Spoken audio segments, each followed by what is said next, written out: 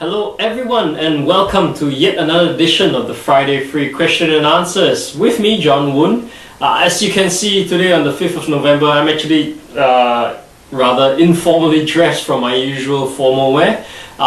Reason being is today's questions have, they're revolving around fitness and weight loss and everything. And since I do come from a personal training background, I thought I would share my information with you all and hopefully get you guys set in the right direction.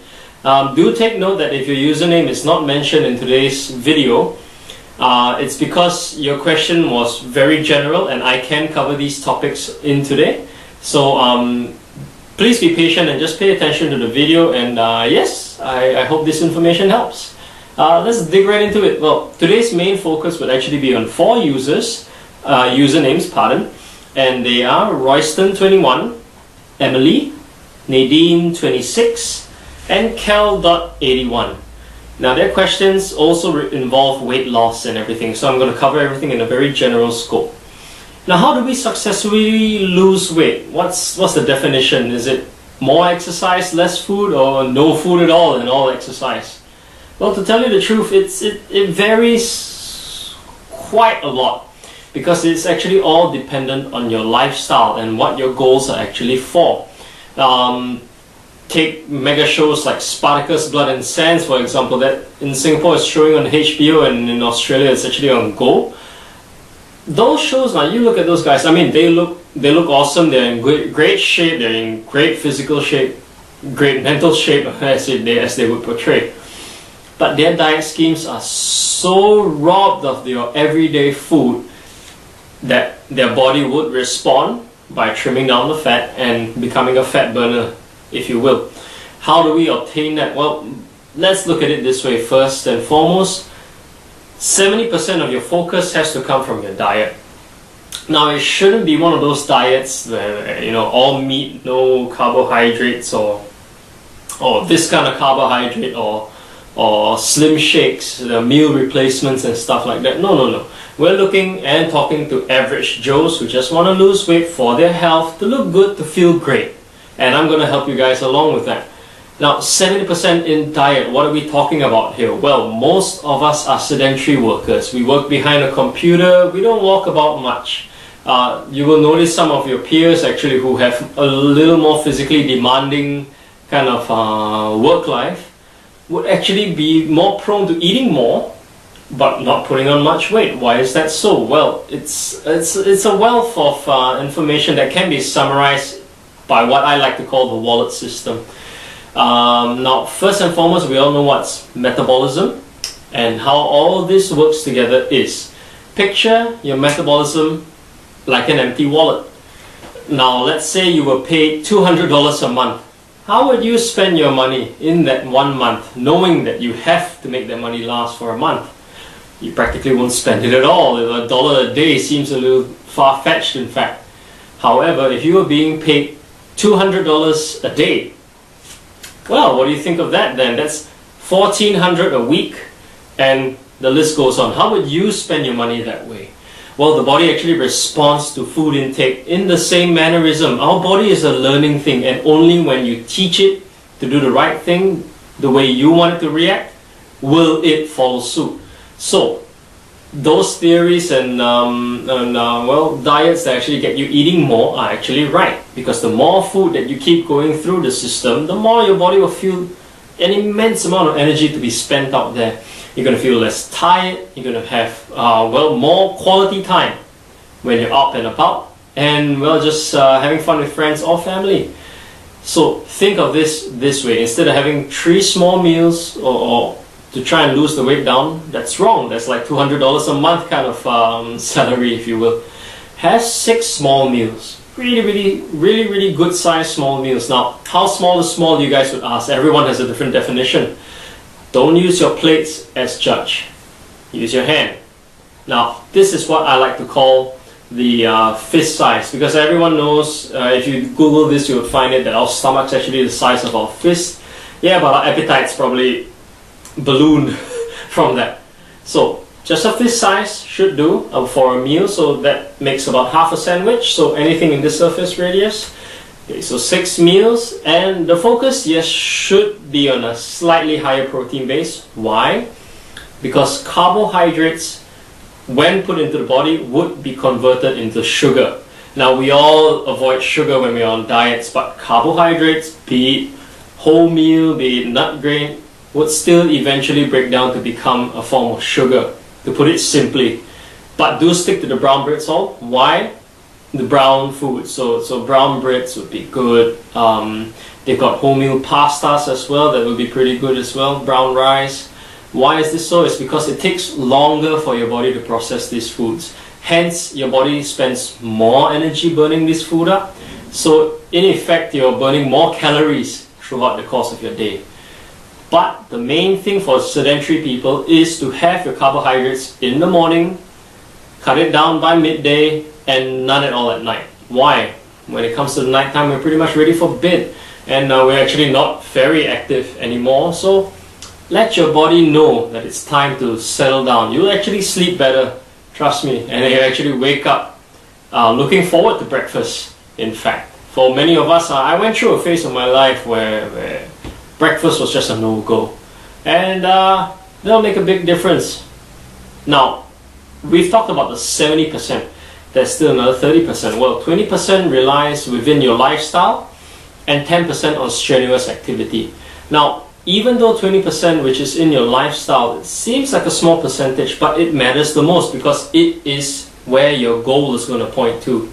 If your lifestyle is something sports related, good, then that 70% is going to change towards a more sports oriented lifestyle. However, if your lifestyle is more catered towards I would say a businessman like lifestyle, then your 70% has got to change as well. So this 20% is actually your bearing, your heading, where you want your body to go. Lastly, we've got 10% of strenuous exercise. Now, why did I give strenuous exercise so little percentage? Well, that's simply because if you were to give 70% into strenuous exercise, you will lose weight, I guarantee you. But once you go on that lovely getaway holiday, what's going to happen? Your body's not used to that lifestyle.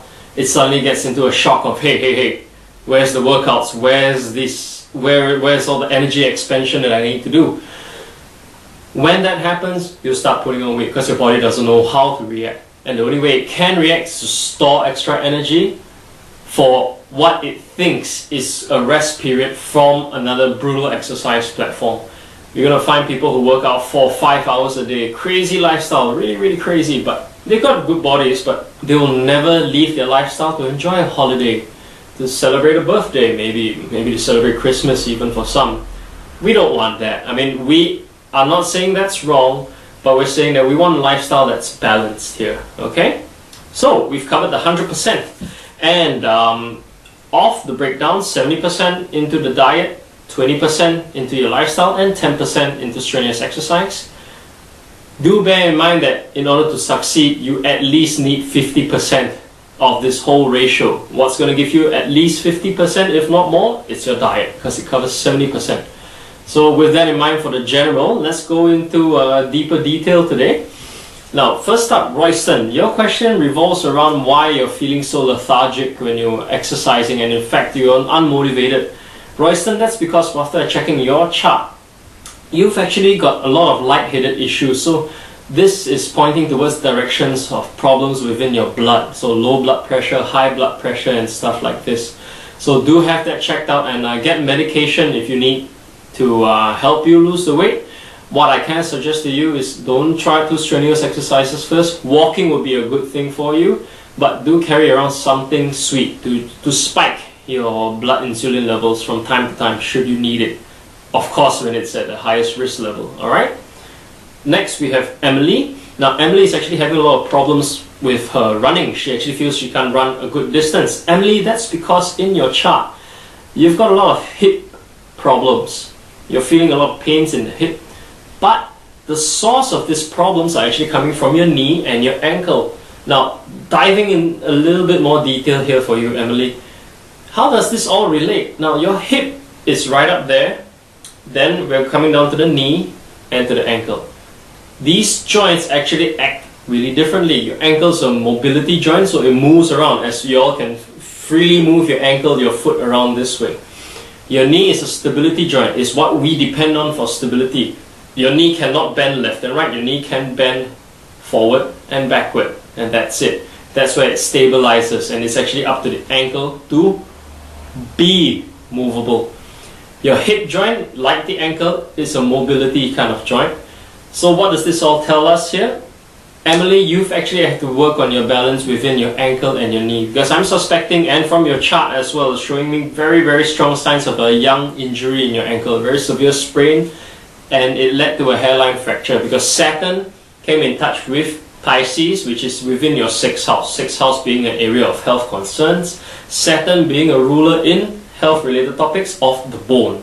So there is a bone structure there, and Pisces rules the human body parts of the ankle. Now when the mobility joint is suffering, the knee has to take over to support your whole body weight.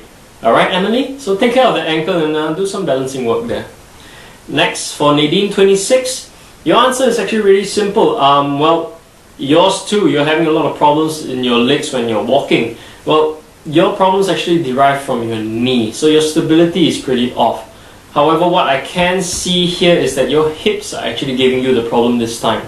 What I might suspect physically from your posture is that maybe you're slanted to one side.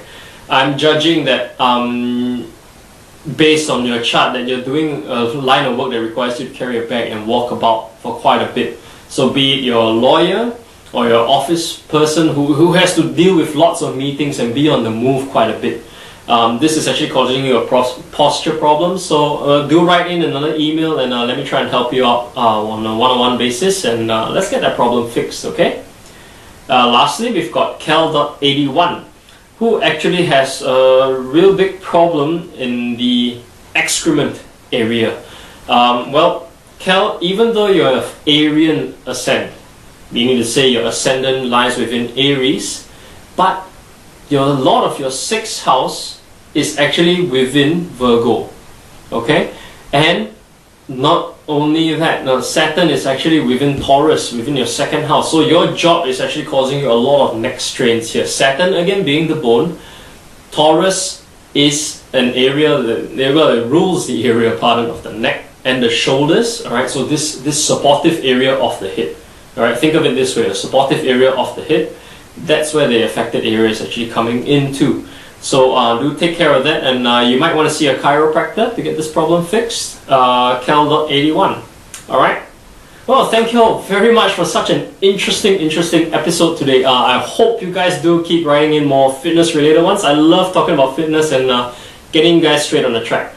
Of course, lastly, to answer those questions of how astrology and fitness goes through, astrology is a guideline. Well, my fitness expertise is a guideline.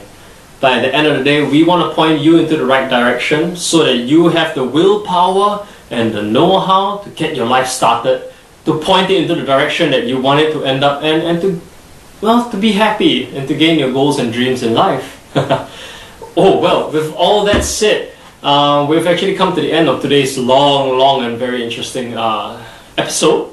Do keep those emails coming at astroq@royalastrologers.com, and I'll be looking very much forward to answering your emails every Friday of the week. Till then, till next week, you guys have a very good week ahead, and all the best. Cheers.